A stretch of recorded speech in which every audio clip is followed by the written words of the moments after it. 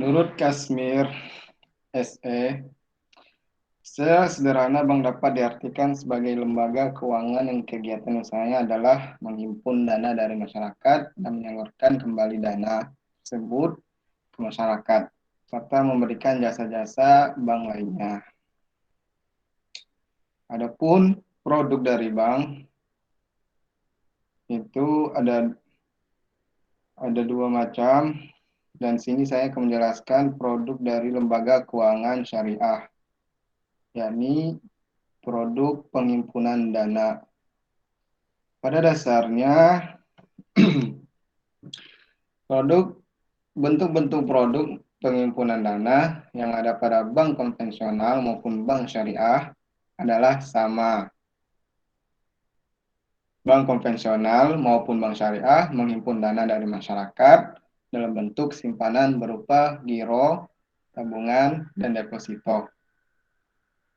Giro adalah simpanan yang penarikannya dapat dilakukan setiap saat dengan menggunakan cek atau biljet giro, sarana perintah pembayaran lainnya, atau dengan pemindah bukuan. Produk giro pada bank syariah diatur dalam Fatwa Dewan Syariah Nasional MUI nomor 01 DSN MUI 5 tahun 2000 tentang giro, yakni tabungan adalah simpanan yang penarikannya hanya dapat dilakukan menurut syarat tertentu yang disepakati, tetapi tidak dapat ditarik dengan cek, bilet giro, dan alat lainnya yang dipersamakan dengan itu. Produk tabungan pada bank syariah diatur dalam Fatwa Dewan Syariah Nasional MUI nomor 2 DSN MUI strip 5 tahun 2000 tentang tabungan. Deposito adalah simpanan yang penarikannya hanya dapat dilakukan pada waktu tertentu berdasarkan perjanjian nasabah penyimpanan dengan bank. Produk deposito pada bank syariah diatur dalam Fatwa Dewan Syariah Nasional MUI nomor 03 DSN MUI strip 5 tahun 2000 tentang deposito. Dan kedua, yakni produk penyaluran dana. Produk penyaluran dana pada bank konvensional disebut dengan kredit, sedangkan produk penyaluran dana pada bank syariah disebut dengan pembiayaan. Menurut Undang-Undang Nomor 10 Tahun 1998, dijelaskan bahwa kredit adalah penyediaan uang atau tagihan yang dapat dipersamakan dengan itu berdasarkan persetujuan atau kesepakatan pinjam-meminjam antara bank dan dengan pihak lain, yang mewajibkan pihak peminjam untuk melunasi utangnya setelah jangka waktu tertentu dengan pemberian bunga. Adapun produk-produk pembiayaan yang ada pada bank syariah yaitu pembiayaan berdasarkan akad jual beli, pembiayaan berdasarkan akad sewa menyewa, pembiayaan berdasarkan akad bagi hasil, dan pembiayaan berdasarkan akad pinjam meminjam yang bersifat sosial. Adapun pembiayaan berdasarkan akad jual beli yakni murabahah. Akad murabahah adalah akad pembiayaan suatu barang dengan menegaskan harga belinya kepada pembeli, dan pembeli membayarnya dengan harga yang lebih sebagai keuntungan yang disepakati. Terus yang kedua, salam. Akad salam adalah akad pembiayaan suatu barang dengan cara pemesanan dan pembayaran. Harga salam adalah akad pembiayaan suatu barang dengan cara pemesanan dan pembayaran harga yang dilakukan terlebih dahulu adalah akad akad pembayaran. barang dalam bentuk pemesanan, pembuatan barang tertentu dengan kriteria dan persyaratan tertentu yang disepakati antara pemesanan atau membeli dan penjual atau pembuat. Yang kedua, yang terdapat dalam pembiayaan berdasarkan akad sewa menyewa, yakni pertama, ijaroh. Akad ijaroh adalah akad penyediaan dana dalam rangka memindahkan hak guna atau manfaat dari suatu barang atau jasa berdasarkan transaksi sewa tanpa diikuti dengan pemindahan kepemilikan barang itu sendiri.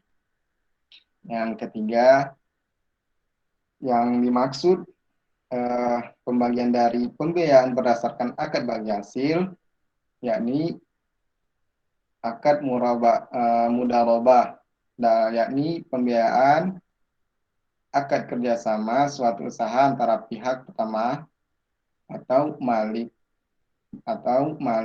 sohibul mal atau bank syariah yang menyediakan seluruh modal dan pihak kedua yakni mudorib atau nasabah yang bertindak selaku mengelola dengan membagi keuntungan usaha sesuai dengan kesepakatan yang dituangkan dalam akad. Sedangkan kerugian ditanggung sepenuhnya oleh bank syariah, kecuali jika pihak kedua melakukan kesalahan yang disengaja, lalai atau menyalahi perjanjian. Terus, adapun pembagian dari pembiayaan berdasarkan akad meminjam, akad pinjam meminjam yang bersifat sosial, Islam sebagaimana yang menganjurkan pemeluknya yang di samping melakukan usaha produktif untuk mencari karunia ilahi, juga harus peka terhadap keadaan sekitarnya.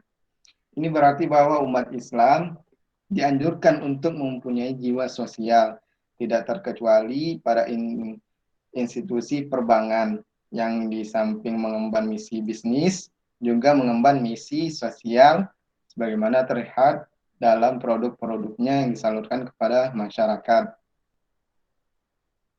Adapun salah satu produk perbankan syariah yang lebih mengarah kepada misi sosial adalah qard, yakni pinjaman yang diberikan bank syariah, keuntungan bank syariah yang disisihkan dan lembaga lain atau individu yang mempercayakan penyaluran infaknya kepada bank syariah. Adapun bentuk-bentuk produk pelayanan jasa perbankan yang ada pada bank syariah yaitu satu, hawalah, yakni pengalihan utang dari orang yang berutang kepada orang lain yang wajib menanggungnya. Dalam mengaplikasikan akad hawalah pada produk perbankan syariah paling tidak terdapat 3 pihak yang diantaranya diikat dengan perjanjian, yaitu bank, nasabah, dan pihak yang mempunyai utang kepada nasabah. Adapun rukun hawalah yaitu satu, muhal atau muhtal, yakni orang yang berpiutang kepada muhil, yakni orang yang berhutang kepada muhil dan wajib membayar utang kepada muhtal. Dan muhalbih, yakni utang muhil kepada muhtal, dan sigot, yakni atau ijab qabul. Adapun hawalah dilakukan harus dengan persetujuan muhal atau muhtal dengan XKDO. Kedudukan dan kewajiban para pihak harus dinyatakan dalam akad secara tegas. Dan jika salah satu pihak tidak menunaikan kewajibannya atau jika terjadi perselisihan di antara para pihak, maka penyelesaiannya dilakukan melalui musyawarah. Adapun bentuk yang kedua adalah kafalah, adalah pemberian jaminan yang diberikan satu pihak kepada pihak lain, di mana pemberi jaminan atau kafil bertanggung jawab atas pembayaran kembali utang yang menjadi hak penerima jaminan atau makful. Adapun bentuk yang ketiga yakni wakalah, adalah akad pemberian kuasa kepada penerima kuasa untuk melaksanakan suatu tugas atau nama pemberi kuasa. Wakalah itu sendiri mempunyai 3 macam. Yang pertama, wakalah al-mutlaqah, yaitu mewakilkan secara mutlak tanpa batasan waktu dan segala urusan. Yang kedua, wakalah al-muqayyadah, yaitu penunjukan wakil untuk bertindak atas namanya dalam urusan-urusan tertentu. Dan yang ketiga, yakni wakalah al-ammah, itu perwakilan yang lebih luas dari al-muqayyadah, tetapi lebih sederhana dari al-mutlaqah. Adapun implementasi wakalah dalam perbankan syariah cocok untuk produk jasa berupa letter of credit. Bank membuka letter of credit atas permintaan nasabah dengan meminta nasabah untuk menyetorkan dana yang cukup dari besarnya letter of credit yang dibuka. Setoran dana tersebut disimpan oleh bank dengan prinsip dan rukun dan syarat wakalah, yaitu muwakil atau mewakilkan, dan wakil yang mewakili, dan hal-hal yang diwakilkan. Adapun produk yang keempat yakni rohan. Menurut syariah, rahan adalah menahan sesuatu dengan cara yang dibenarkan yang memungkinkan ditarik kembali. Rahan tadi adalah menahan sesuatu dengan cara yang dibenarkan yang memungkinkan ditarik kembali. Rahan juga bisa diartikan menjadi barang yang mempunyai nilai harta menurut pandangan syariah sebagai jaminan utang. Sehingga orang yang bersangkutan boleh mengambil utangnya semuanya atau sebagian. Dengan kata lain, rahan adalah akad berupa menggadaikan barang dari satu pihak kepada pihak lain dengan utang sebagai gantinya. Ya, dan produk kelima yakni sarf. Secara harfiah, sarf diartikan sebagai penambahan, penukaran, penghindaran, pemalingan, atau transaksi jual beli. Secara istilah, sarf adalah perjanjian jual beli suatu valuta dengan valuta lainnya. Transaksi jual beli mata uang pada prinsipnya boleh dengan ketentuan sebagai berikut. 1. Tidak untuk spekulasi atau untung-untungan. Yang kedua, ada kebutuhan transaksi atau untuk berjaga-jaga atau dibilang simpanan. Dan yang ketiga, apabila berlain jenis, maka harus dilakukan dengan nilai tukar atau kurs yang berlaku pada saat transaksi dilakukan dan secara tunai. Adapun akad saraf ini dipraktikkan oleh bank syariah dalam bentuk produk jasa berupa tukar menukar mata uang asing dengan mendasarkan pada kurs jual dan kurs beli suatu mata uang. Pihak bank akan mendapatkan imbalan berupa selisih antara kurs jual dan kurs beli. Adapun selanjutnya yakni produk lembaga keuangan konvensional, terbagi menjadi beberapa bagian. Yang pertama yakni tabungan. Seperti yang kita ketahui, salah satu fungsi bank adalah tempat untuk menyimpan uang. Menabung uang menjadi kegiatan paling umum yang dilakukan di bank. Soalnya bank termasuk tempat yang aman untuk menyimpan uang. Adapun setiap uang yang disimpan pada bank mendapatkan jaminan dan pemerintah melalui lembaga pinjaman simpanan atau LPS. Maka apabila menabung, maka uang kamu tetap aman sekalipun bank mengalami masalah. Adapun tabungan konvensional, jenis tabungan ini biasanya banyak dimiliki orang.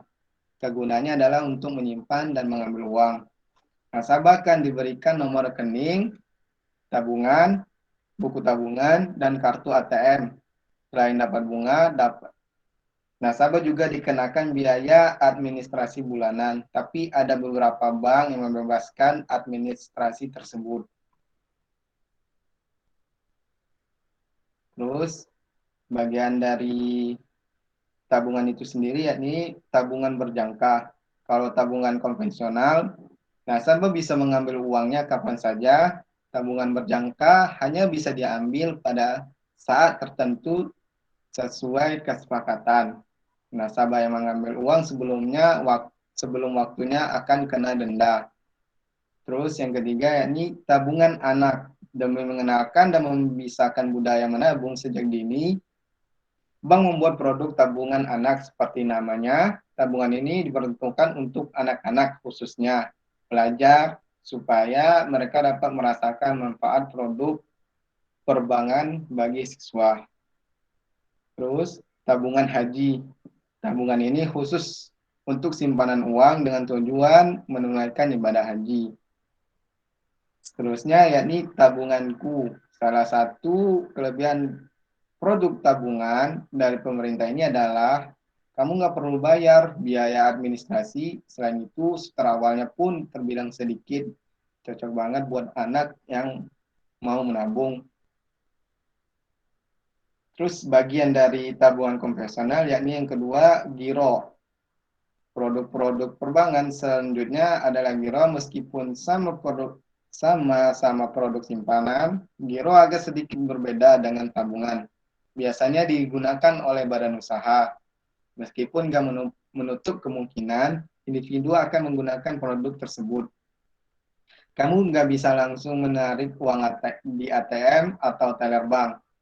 Giro hanya bisa dicairkan dengan pengganti uang tunai berupa cek atau berlian giro. Terus yang ketiga yakni deposito tadi, yakni produk perbankan umum. Satu ini termasuk dalam produk investasi. Dari sekian banyak instrumen investasi, deposito lebih aman karena risikonya kecil. Deposito punya jangka waktu simpanan tertentu mulai dari 3, 6, 12, sampai 24 bulan. Keuntungan dari bunga yang didapat cukup besar. Deposito jadi produk simpanan dengan bunga tertinggi dari tabungan maupun giro. Bahkan ada bank yang memberikan bunga lebih dari rekomendasi Bank Indonesia dengan jumlah setoran awal lebih kecil. Dan keempat yakni kredit. Kredit merupakan jenis produk perbankan selanjutnya. Kegunaan bank lainnya adalah untuk memberikan kredit atau pinjaman. Jenis kredit yang ditawarkan bermacam-macam, mulai dari kredit rumah, usaha, atau kendaraan. Jika produk simpanan memberikan bunga kepada nasabah, maka produk kredit bank nasabah yang membayar bunga. Yang kelima yakni layanan jasa. Di samping menjual produk simpanan dan kredit, bank juga menyediakan produk jasa perbankan. Bank digunakan sebagai tempat melakukan transaksi keuangan. Nasabah bisa mengirimkan uang, pembayaran, pembelian, hingga penagihan. Semua transaksi tersebut bisa dilakukan meskipun kamu nggak berstatus nasabah bank tersebut.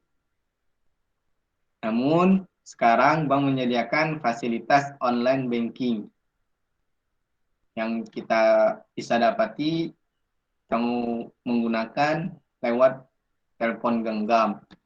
Kemampuan online banking ini dalam melakukan transaksi hampir sama dengan bank offline.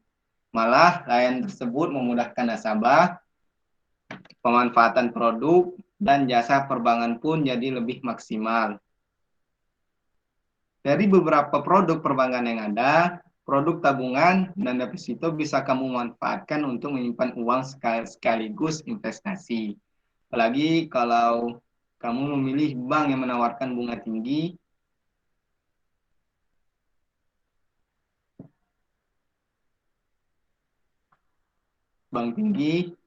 maka seperti Bank Neo, bank seperti Bank Neo, Komersi punya produk tabungan Neo Now yang memberikan berbagai keuntungan. Dengan membuka tabungan NeoNow di aplikasi Neobank, kamu bisa langsung setor dana dan menikmati bunga di atas rata-rata. Bunganya pun bisa cair setiap hari dan akan dikirimkan ke rekening kamu. Jadi lebih kurangnya saya mohon maaf. Mungkin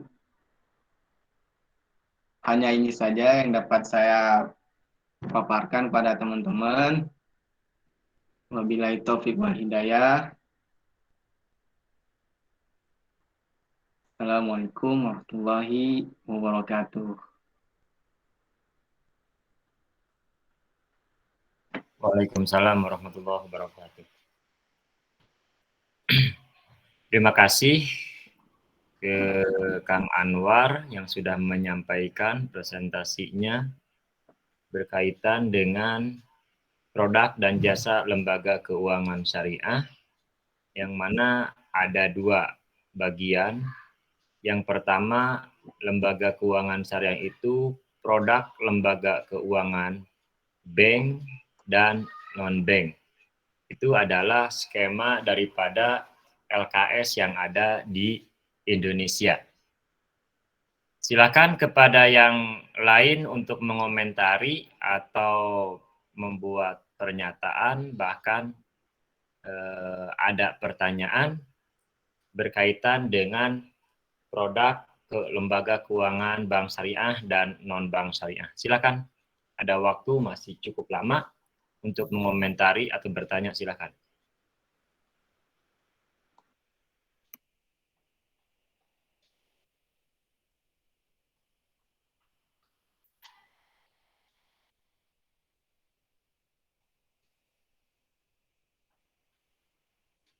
Ada?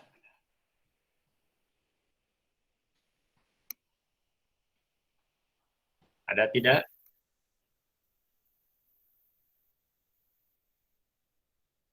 Citra, Kang Rifki, Ahmad Fadil, silakan mengomentari dari apa yang tadi disampaikan oleh Kang Anwar.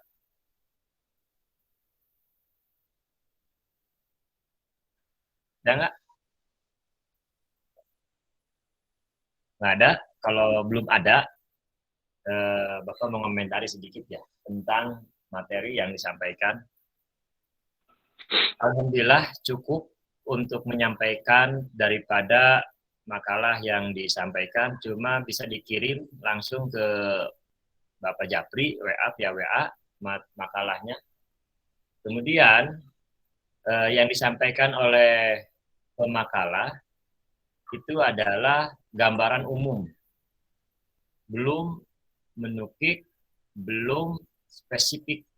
Karena pertemuan kedua ini adalah memberikan gambaran secara umum tentang LKS di Indonesia. Yang mana tadi sudah dijelaskan bahwa LKS itu terbagi dua dan pada dasarnya sama antara lembaga keuangan syariah dengan lembaga keuangan konvensional. Yang membedakan adalah prinsip-prinsip daripada lembaga tersebut dari HAM keuangan.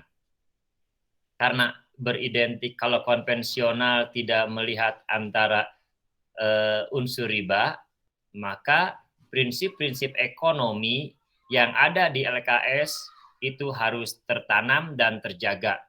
Sedangkan kenapa ada lembaga keuangan syariah dan non-syariah, itu ada perbedaan yang mendasar, bukan perbedaan dari segi nominal atau kepemilikan, akan tetapi yang membedakannya adalah daripada dasar-dasar atau prinsip-prinsip ekonominya. Secara umum, lembaga keuangan di Indonesia itu sama, baik syariah maupun non-syariah. Yang membedakan tadi telah disampaikan adalah prinsip-prinsipnya. Apa sih prinsip-prinsip ekonomi syariah itu? Yang kita ketahui tidak ada riba, tidak ada gharar, tidak ada riswah, tidak ada maisir. Sedangkan di bank konvensional ada yang berasumsi bahwa lembaga keuangan konvensional masih ada indikasi ke arah riba atau ke arah yang lainnya yang harus ditinggalkan daripada ekonomi syariah. Kalau di ekonomi syariah itu menjadi sangat fundamental, seperti non-riba harus. Buat apa ada syariah kalau emang riba masih dijalankan? Kemudian adanya goror, sedangkan di syariah itu mutlak harus dihilangkan. Kemudian tidak adanya maisir, itu mutlak dalam ekonomi syariah itu harus mutlak dihilangkan.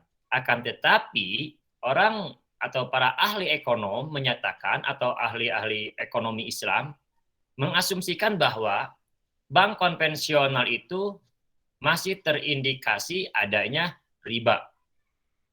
Yang menyatakan riba itu adalah bukan uangnya, akan tetapi yang menjadikan riba, yang menjadikan haram, yang menjadikan goror itu adalah bukan barangnya, akan tetapi akadnya atau transaksinya yang menjadikan uang tersebut atau dana tersebut menjadi riba. Contoh, kita menabung di bank syariah 100.000. Kemudian kita nabung di bank, contoh di konvensional 100.000. Bukan uang 100.000-nya yang menjadi haram. Yang menjadi haram itu adalah karena ada transaksinya yang melanggar daripada prinsip-prinsip ekonomi syariah. Dan itu harus dihilangkan, dan itu harus dijaga agar terhindar daripada mengakibatkan menjadi akad yang batil, akad yang fasad, akad yang mengakibatkan menjadikan uang tersebut atau dana tersebut menjadi riba. Contoh, bunga bank dalam bank syariah itu tidak ada bunga, yang ada adalah nisbah. Sedangkan riba adalah tambahan. Sebenarnya di bank syariah itu ada tambahan. Di bank konvensional ada tambahan. Karena riba itu dari segi artinya atau dari segi maknanya, riba itu adalah tambahan. Tapi kenapa tambahan di syariah itu halal? Kenapa tambahan di bank konvensional itu menjadi haram? Ya karena ada unsur-unsur syariahnya yang tidak dilaksanakan atau prinsip-prinsip syariahnya tidak dijalankan. Kenapa di bank konvensional menyatakan bahwa tambahan itu menjadi riba? Karena akadnya, karena transaksinya lah yang menjadikan dana tersebut menjadi riba atau menjadi haram. Sedangkan di bank syariah, yang namanya riba itu harus dihilangkan. Karena riba itu adalah menjadi salah satu larangan di dalam bermuamalah. Selanjutnya, lembaga keuangan syariah ataupun non syariah itu di Indonesia lebih awal itu adanya adalah bank konvensional, lembaga keuangan umum menurut kita. Dan lembaga keuangan syariah itu bangkitnya itu adalah di Indonesia pada tahun 90-an. Walaupun dari sejarah itu, di sejarah LKS itu dari tahun 1944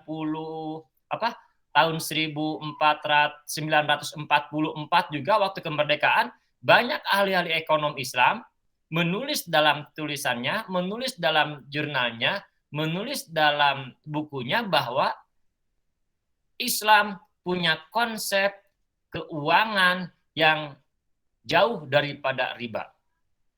Kalau dari sejarah nih, kapan sejarah LKS ada di dunia ini? Yaitu kalau lihat dari sejarah, tahun 1944 itu sudah ada para ekonom ingin memurnikan kembali karena menyeimbangi perkembangan zaman. Pada zaman sahabat tidak ada bank. Pada zaman tabi'in itu belum ada yang namanya transaksi kayak asuransi, kayak apalagi sekarang kripto lah, apalah sekarang. Nah, ternyata pada tahun 90-an di Indonesia baru mulai ada embrio tentang kesyariahan. adanya DSN, adanya ekonomi, adanya bank syariah, itu menunjukkan bahwa lembaga keuangan terbagi menjadi dua. Ada lembaga keuangan yang dari awal Indonesia merdeka sampai sekarang yang disebut dengan lembaga keuangan konvensional, maka tahun 90-an ada lembaga keuangan yang notabene keuangan itu, lembaga itu mengacu kepada akad-akad atau transaksi-transaksi yang sesuai dengan syariah. Kemudian lembaga keuangan syariah ini atau lembaga keuangan terbagi kepada dua. Yang pertama ada lembaga keuangan bank dan lembaga keuangan non-bank. Lembaga keuangan non-bank dengan lembaga keuangan bank itu ada perbedaan. Apa perbedaannya? Karena lembaga keuangan bank itu hanya ada 3, yaitu Bank Sentral atau yang disebut dengan Bank Indonesia, yang kemudian ada juga bank umum. Kalau bank umum itu kalau konvensional seperti Bank Mandiri, Bank BRI, Bank BCA itu bank umum. Kalau di Islamnya, ekonominya ya ada seperti Bank Mandiri Syariah, kemudian ada Bank BJB Syariah. Nah, itu merupakan bagian daripada bank lembaga keuangan bank yang tahapannya atau yang termasuk tahap yang kedua setelah bank sentral dan dilanjutkan dengan bank umum. Yang ketiga adalah bank BPR, Bank Perkreditan Rakyat. Jadi diulangi lagi, lembaga keuangan itu ada 2. Satu, lembaga keuangan non-bank dan lembaga keuangan bank. Lembaga keuangan bank itu punya 3. Yang pertama bank sentral atau BI, yang kemudian bank umum, dan yang ketiga adalah bank perkreditan rakyat. Nah, kemudian yang keduanya adalah lembaga keuangan non-bank yang disebut dengan kalau di ekonomi saya itu LKS non-bank. Mana saja yang lembaga keuangan non-bank itu seperti tadi disampaikan oleh pemakalah, ada yang namanya pegadaian, ada yang namanya asuransi, ada yang namanya murabahah, ada wadiah, atau leasing. Nah, itu adalah salah satu dari seperti bukan leasing ya, seperti koperasi. Nah, itu adalah lembaga keuangan yang disebut dengan non-bank. Apa bedanya lembaga keuangan bank dengan lembaga keuangan non-bank? Kalau lembaga keuangan bank, salah satunya adalah bank bisa mencetak uang. Bisa mencetak uang. Bank mana aja yang bisa mencetak uang? Bukan bank umum, bukan bank BPR. Akan tetapi yang bisa mencetak uang itu adalah bank sentral atau di Indonesia disebut dengan BI. Nah, sedangkan bank yang non bank itu tidak bisa mencetak uang. Yang mencetak uang itu di Indonesia cuma adanya di lembaga keuangan bank, dan di lembaga keuangan bank itu hanya satu, itu bank sentral atau disebut dengan Bank Indonesia. Kemudian di syariah yang membedakan antara bank syariah,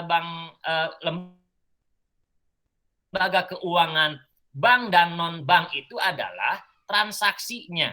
Contoh, di lembaga keuangan non-bank seperti leasing itu dianggapnya tidak syariah. Akan tetapi lembaga keuangan non-bank syariah itu ada yang disebut dengan murabahah bil wakalah, dengan IMBT, atau dengan pegadaian. Nah, pegadaian itu adalah lembaga keuangan non-bank, dan pegadaian itu terbagi 2, ada yang syariah, ada yang non syariah. Yang mana yang syariah? Ya seperti yang sekarang ada di kita disebut dengan pegadaian syariah. Itu adalah lembaga keuangan non-bank garis miring itu adalah syariah. Nah, bagaimana kalau pegadaian sekarang yang ada di Indonesia selain dasarnya Nah, itu adalah bagian daripada lembaga keuangan non-bank yang mana itu dianggapnya masih berbau maisir, masih berbau riba.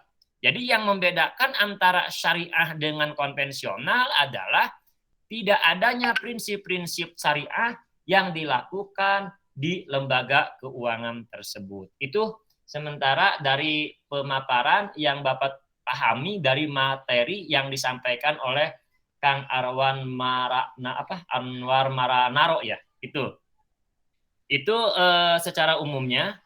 Yang kemudian ini adalah pembahasan secara umum yang mana spesifiknya akan disampaikan secara mendetil oleh siapa? Yaitu oleh Kang Pais, Kang Rifki, Teh Citra, dan Kang Ajam sampai ke bawahnya. Itu Kang Anwar Maranaro itu menyampaikan secara global, secara umum. Yang mana di situ ada membahas tentang tadi masalah istisna. Nah, nanti istisna lebih mendetil lagi akan dibahas oleh siapa ini di sini? Oleh Muhammad Azam. Atau tadi Kang Anwar Maranaro membahas tentang murabahah salam. Akan dibahas secara spesifiknya lagi yaitu oleh Teh Citra. Oleh karena itu, materi pertemuan kedua ini adalah pembahasan secara umum, tidak secara spesifik. Itulah enaknya pemateri yang pertama daripada pemateri yang kedua, ketiga. Cuma yang kedua dan ketiga itu ada catatan-catatan yang harus dipersiapkan untuk menjadikan makalahnya menjadi lebih baik atau beda daripada pemateri-pemateri sebelumnya. Oke. Yang Bapak harapkan ketika membuat makalah untuk LKS di Indonesia ini adalah mahasiswa atau rekan-rekan semua harus mengetahui, harus membaca dan memahami regulasi-regulasi tentang LKS-nya. Contoh, tentang hiwalah atau tentang qard atau tentang rohan. Itu dalam makalah itu mendeskripsikan regulasi yang ada di Indonesia dengan berdasar kepada fatwa DSN. Ini loh regulasi ekonomi syariah, inilah regulasi fatwa DSN-nya, kemudian dipelajari, dibaca, dipahami, kemudian dideskripsikan dalam bentuk catatan di dalam makalah. Setelah itu baru diimplementasikan, dideskripsikan juga bagaimana implementasi. Contoh nih, kita membuat gambaran contohnya qard atau rohan. Nah, qard itu atau rohan itu ada regulasinya di Indonesia itu yang sesuai dengan syariah yang disebut dengan fatwa DSN nomor 22 atau 25 tuh tentang qard atau tentang rohan.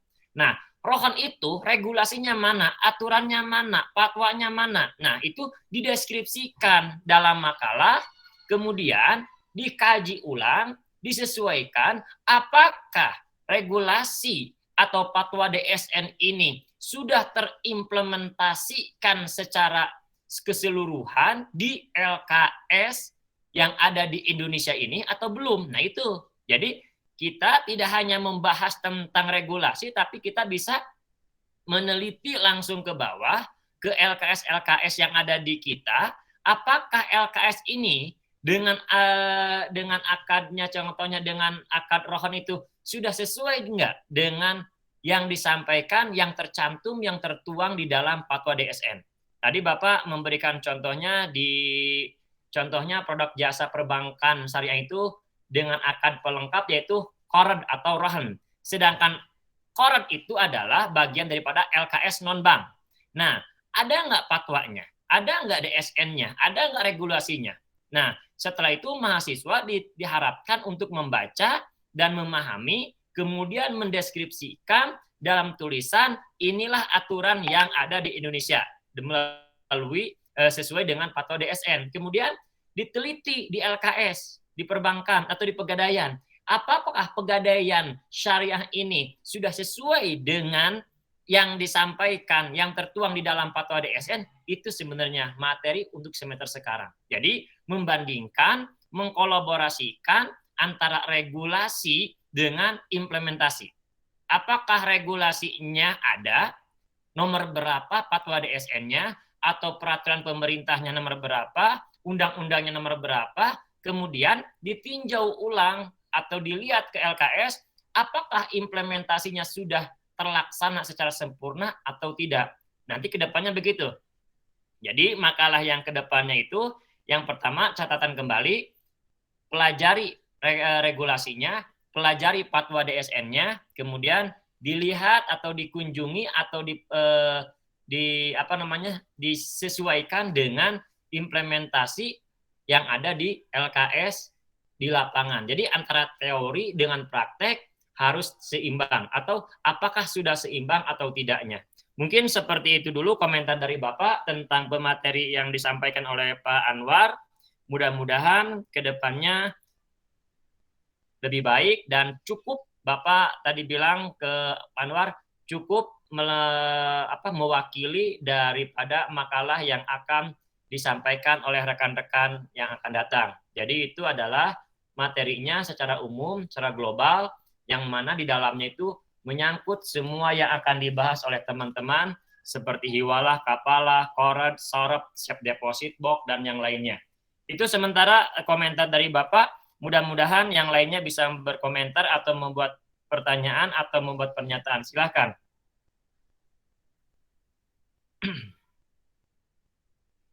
Silakan, ada yang mau komentar? Ada yang mau komentar nggak? Teh Citra, Arwan Wabula, Rifki Firdaus, Ahmad Fadil, Muhammad. Yo, silakan. Mungkin agak keluar dari materinya. Ini Ustadz terkait dana kur itu Ustadz. Itu kira-kira masuknya di riba nggak itu Ustadz?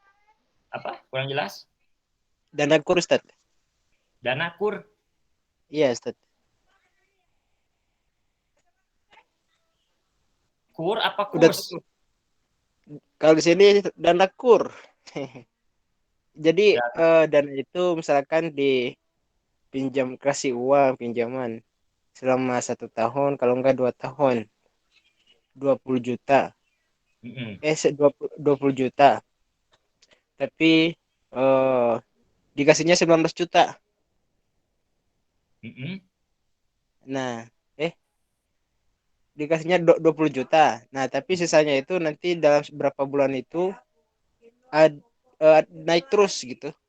Jadi setiapnya 900.000. Kurang paham ini. Gimana? Coba diulangi lagi. Jadi ada dana kur ini kan itu buat orang yang bisnis, jualan kayak gitu. Iya. Nah, itu dikasih uang misal pinjaman, tapi ada cara untungnya di situ. Misalkan 20 juta. Dikasihnya itu kadang 19 juta gitu. Tapi di catatannya 20. Kenapa tuh? Nah, sampai dari 20 menjadi 19? katanya sih ambil untungnya atau gimana gitu. Itu pun masih kalau dikasih 2 tahun kadang per bulannya kadang lebih dari 20 juta itu Pak, tapi dikasihnya 19 juta. Mungkin uang persyaratan dan sebagainya itu Pak. Itu kurnya bank syariah atau bank konvensional? Kayaknya bank konvensional itu. Oh gitu. Itu lagi pada tanyain itu riba bukan ini. Ya kan kulu kordin jar'on naf'an bahwa riba. Antara sama uang itu udah pasti riba ya Pak ya. Yang namanya pinjaman itu kategorinya itu dalam akadnya akad tabaru. Tabaru itu sosial. Jadi transaksi itu ada 2. Ada transaksi tijari atau bisnis, ada juga akad tabaru yang artinya sosial, memberi pertolongan. Akad tabaru tidak boleh mengambil manfaat sepeser pun. Seperti akad tabaru itu adalah memberi pinjaman hutang, gade, hiwalah, itu adalah bagian daripada akad tabaru. Yang mana akad tabaru itu tidak boleh mengambil manfaat karena tujuannya sosial. Dan dia hanya mengharap pahala dari Allah dengan membantu membantu saudaranya yang sedang membutuhkan. Kalau akadnya akad tijari, itu adalah dagang atau bisnis, itu boleh mengambil manfaat seperti jual beli, seperti mudorobah, seperti lagi yang lainnya kayak albay, salam. Nah, itu adalah akadnya akad tijari, yang mana akad tijari itu diperbolehkan mengambil keuntungan berapapun, yang penting antarodin. Yang penting itu adalah bukan daripada akad tabarru. Sedangkan pinjaman itu termasuk kategori akadnya akad tabarru, yang namanya akad tabarru tidak boleh mengambil keuntungan dari orang yang kita bantu. Contohnya, memberikan pinjaman ke teman, kita tidak boleh meminta tambahan dari orang yang diberi pinjaman, karena mengambil manfaat atau mengambil keuntungan dari orang yang kita bantu itu adalah riba. Sebagaimana ada keterangan kullu qardin jara naf'an bahwa riba, mengambil manfaat dari pinjaman, dari memberi pinjaman itu adalah riba, kecuali orang yang diberi pinjaman itu punya ihsan, punya kebaikan, ingin melebihi tanpa ada unsur paksaan, tanpa ada perjanjian, itu adalah murni dari iktikad dia, karena dia sudah berterima kasih diberi bantuan melalui pinjaman, kemudian dia memberi kebaikan tanpa dipinta oleh yang memberi pinjaman, itu boleh-boleh saja, dan itu termasuk bukan riba, dan itu adalah halal. Nah, begitu. Nah, sekarang di bank ada kur itu kan bantuan pinjaman dana, uang untuk diberikan kepada orang yang membutuhkan. Maka dia akan mengambil keuntungan, berarti dia mengambil keuntungan dari uang yang dia pinjamkan. Dan itu dipintanya, dipatok oleh orang yang memberi pinjaman. Setiap mematok dari orang yang memberi pinjaman, itu adalah termasuk kategori daripada kullu qardin jar'an naf'an bahwa riba. Makanya bunga yang ada di bank konvensional itu adalah termasuk adalah riba. Ada ulama yang berpendapat seperti itu. Itu Pak Anwar. Tuntas, Ustaz. Yuk. Jazakallah Ada lagi? Ustaz. Ada lagi yang mau komentar tentang ini, tentang LKS? Yang masalah riba tadi Pak, kata Apa? Bapak tadi ada yang masalah apa? Kalau yang konvensional tadi dia riba, tapi masalah tentang akadnya itu Pak ya, yang bikin dia itu riba. Apa produknya itu? Transaksinya. Transaksinya ya, maka Yang, dikatakan riba. iya. Kalau yang masalah yang tadi yang bank syariah itu Pak, yang Bapak bilang riba juga bagaimana tadi? Maksudnya? Kan yang bank syariah juga ada bunganya nggak sih Pak? Apa gimana tadi Bapak bilang? Riba itu artinya tambahan. Iya, iya tambahan. Yang bank syariah yang misbah. Ribuan itu artinya tambahan. Makanya Berarti di bank syariah itu bukan tambahan, namanya nisbah. nisbah Pak ya? Iya. Apa Dengan sih? cara apa? Bagi hasil. Oh, jadi transaksinya tuh bagi hasil Pak ya? Iya, perjanjiannya bagi hasil mudorobah. Kalau yang konvensional tadi nggak bagi hasil Pak ya? Bukan begitu? Bukan bagi hasil. Kalau bank konvensional itu memberikan pinjaman, bank sendiri menentukan berapa persen harus dilebihi. Mau untung, mau rugi, pokoknya saya minta segini, kan begitu. Oh ya. Kalau ekonomi syariah, itu namanya bukan pinjaman, tapi kerjasama mudorobah. Maksud mudorobah di sini adalah bagi hasil. Bank memberikan dana 10 juta, dipergunakan oleh penjual, oleh pedagang, dipakai usaha, dia punya kelebihan tina 10 juta teh, contohnya 2 juta. Berapa yang harus diberikan oleh pihak ke bank atau ke pihak itu sesuai dengan perjanjian. Kalau perjanjian awalnya sisa daripada modal kelebihannya 40% untuk bank, 60% untuk pengelola dana karena dipakai usaha.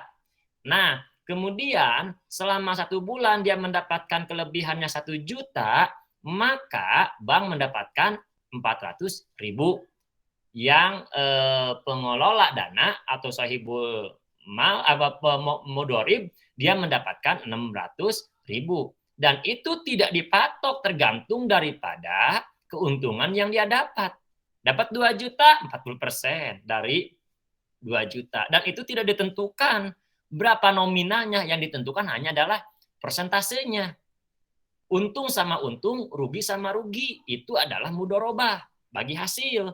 Kalau di bank konvensional kan tidak ada istilah rugi, yang ada adalah pokoknya nyimpen pinjam segini, sebulan harus mengembalikan uang sebesar berapa. Itu kan dipatok oleh pihak bank sendiri. Karena kenapa dipatok? Ya karena dia tidak mau rugi. Dan itu kan akarnya pinjaman. Yang namanya pinjaman kan tidak boleh minta kelebihan. Kecuali kalau bank itu maunya musyarakah atau kerjasama. Bukan meminjamkan, tapi kerjasama. Yang mana kerjasama itu untung sama dipikul, rugi sama ditanggung. Kalau emang dia untung, harus bersama-sama. Kalau toh emang rugi, harus bersama-sama.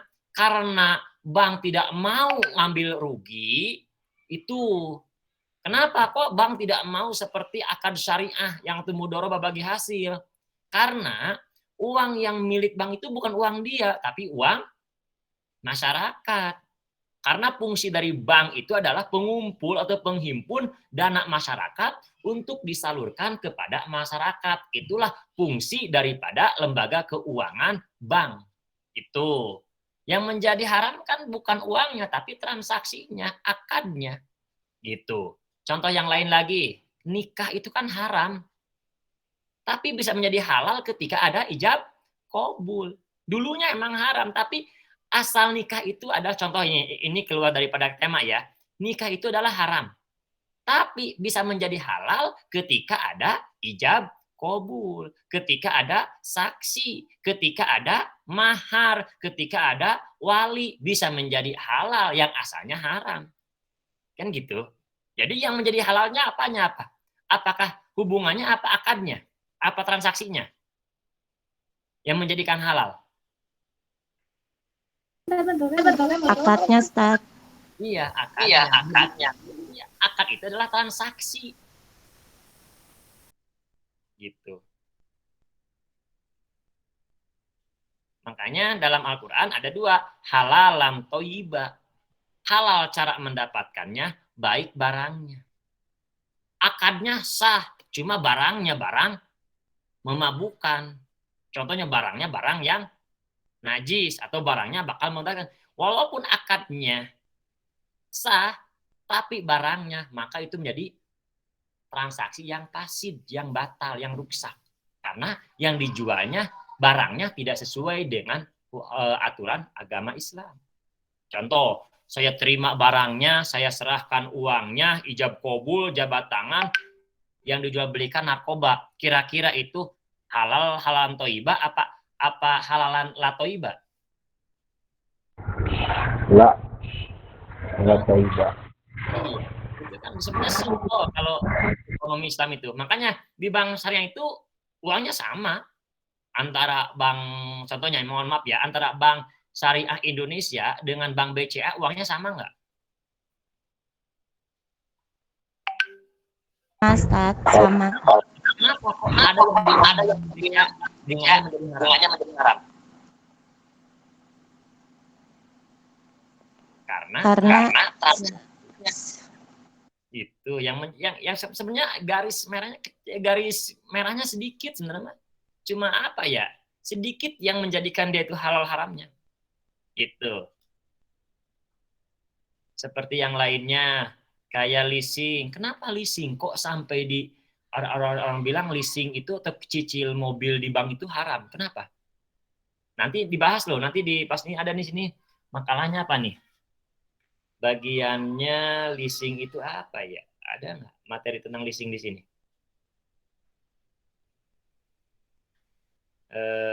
Mana ini? Mudoroba, musyarakah, hiwalah, wakalah, korot, sorab, payment point, istisna. Nah, itu ada. Nah, contohnya leasing. Leasing, kenapa di bank dibilang leasing itu haram? Contohnya, Kang Ripki, cicil motor ke bank, itu halal haram? Kalau ke bank mah haram. Kenapa kok sampai leasing diharam?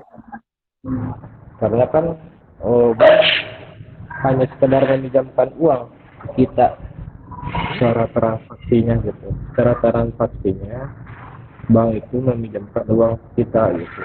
Bukan menjual belikan motor, tapi uang. Ketika meminjamkan uang ke kita, maka bank melakukan penambahan untuk pembayarannya gitu. Misalkan 18 jadi 25 gitu. Iya. Sebenarnya pada prinsipnya boleh bank mengambil keuntungan itu. Sebenarnya boleh. Iya, Dan itu tidak akan bank syariah atau bank konvensional? Bank konvensional juga. Tidak semuanya transaksi di bank konvensional itu riba semua loh. Ada yang halalnya. Tapi kan dalam regulasi kan bank tidak boleh berbisnis kan, tidak boleh komersil barang. Jadi yang seharusnya kalau yang tadi yang leasing ya bank memberikan pinjaman uang, bukan menjual motor gitu. Iya. Itu yang menjadi ada yang menyatakan bahwa leasing di bank itu menjadi haram itu di situ.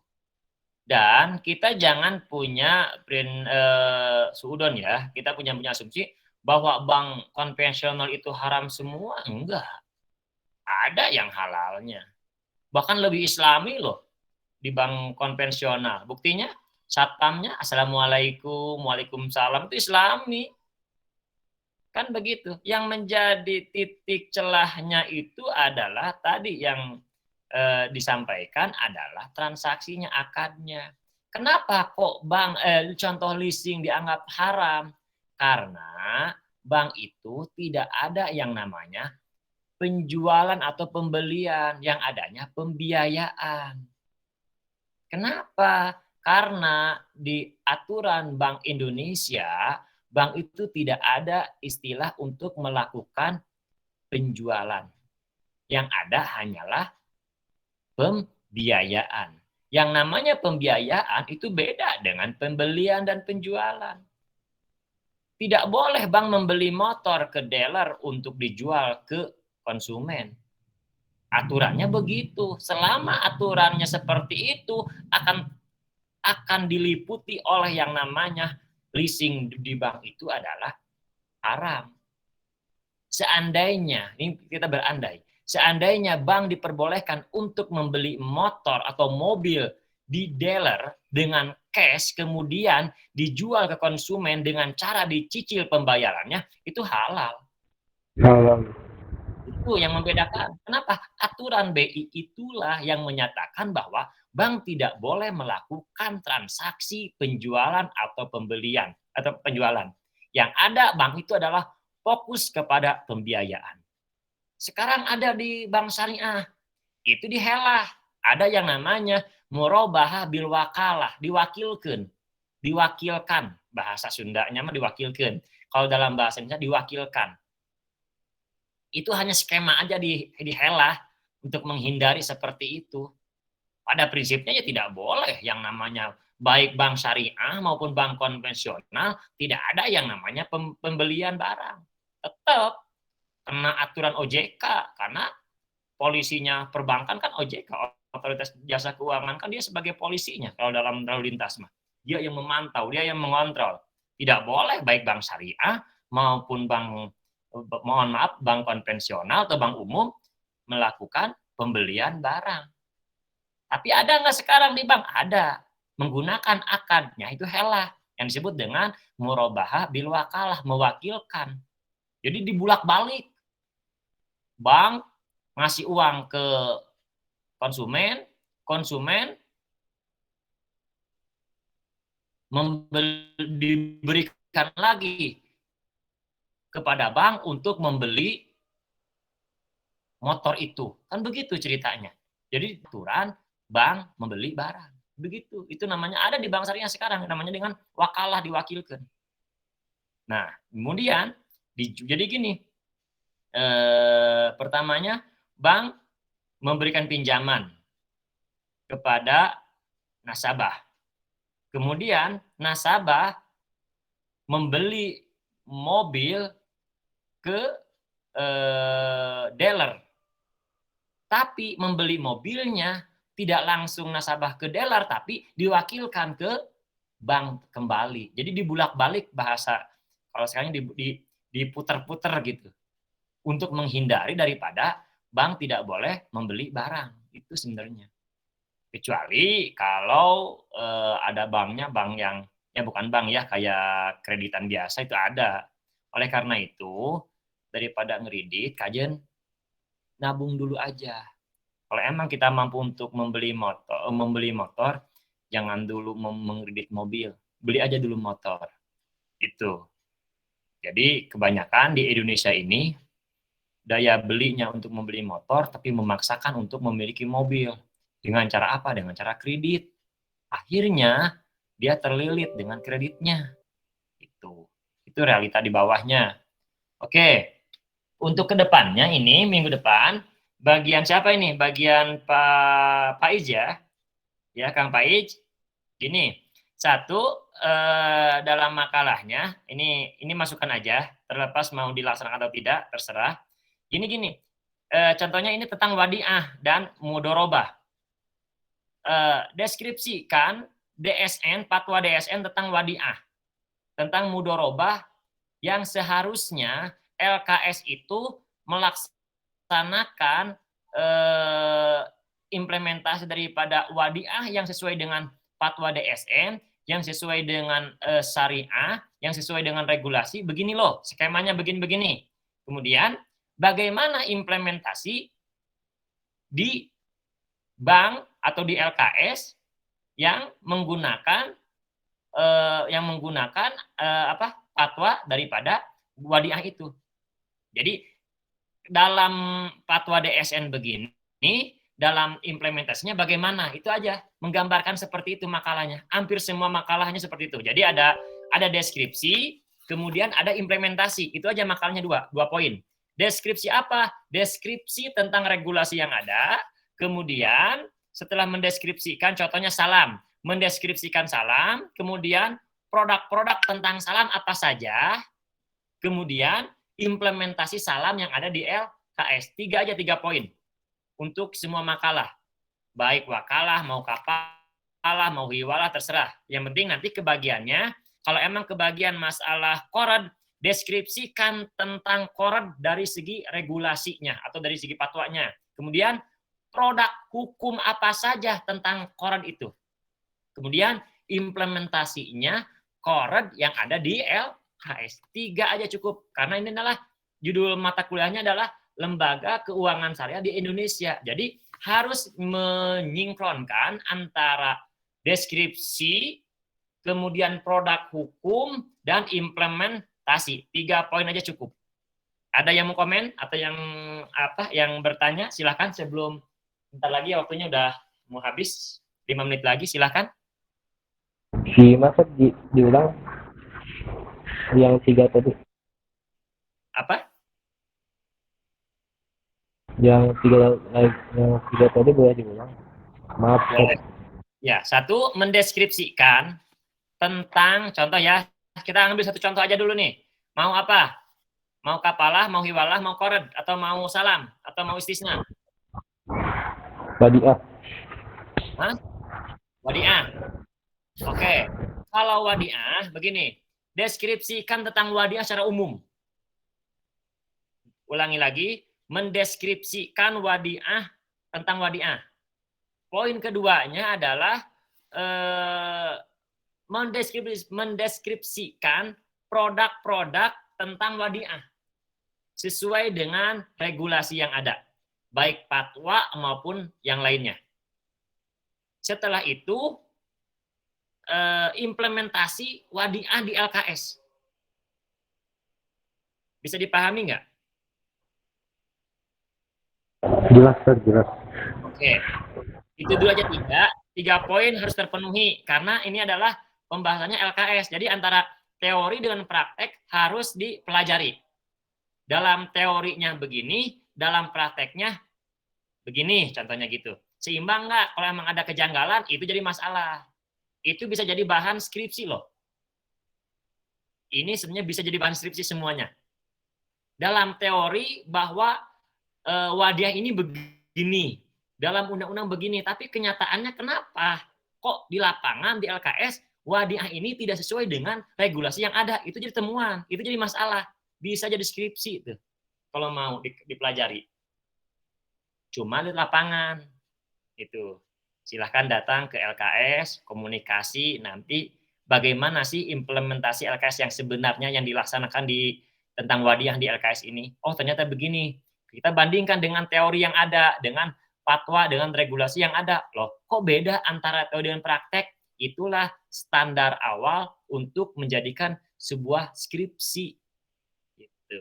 Kan udah semester 4 nih, 3 semester lagi kan mau nyusun. Itu aja cukup lah. LKS semua, ini ada 12. Satu ngebahas wadiah, satu membahas tentang salam, satu tentang istisna, boleh, itu standar minimal aja untuk bisa dijadikan skripsi. Makanya nanti contohnya Kang Ripki bagian wadiah, silakan cari buku referen tentang wadiah, terus cari baca persiapan untuk menuju semester 6 karena semester 6 itu sudah bisa mengajukan judul. Jadi udah jangan lama-lama kuliah 3,5 tahun beres kan gitu, 4 tahun paling lama gitu. Mudah-mudahan mumpung masih muda lanjutin lagi ke jenjang selanjutnya S2-nya selagi muda. Mudah-mudahan ada rezekinya, panjang umurnya, kan gitu. Oke, ada pertanyaan atau ada pernyataan? Silahkan. Teh Ardina atau yang lainnya? Cukup? Cukup, Ustaz. Oke. Insya Allah jelas. Nggak ada pertanyaan nih. Nggak ada lagi. Kita tutup nih. Sebenarnya ada, Ustaz, tapi kayaknya waktunya bakal habis deh. Ya, waktu mah bakal habis. Enggak, maksudnya waktunya udah habis. Oke, minggu depan. Iya.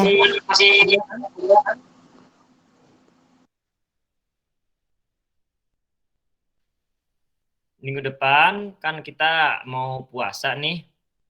Sebelumnya saya pribadi menjelang bulan suci Ramadan, istilahnya kita istibroan, kita saling maaf-memaafkan, khawatir kita tidak bisa menjalankan ibadah puasa dikarenakan ada dosa yang menghambat, yang menghalangi kita melaksanakan ibadah pada bulan mulia itu.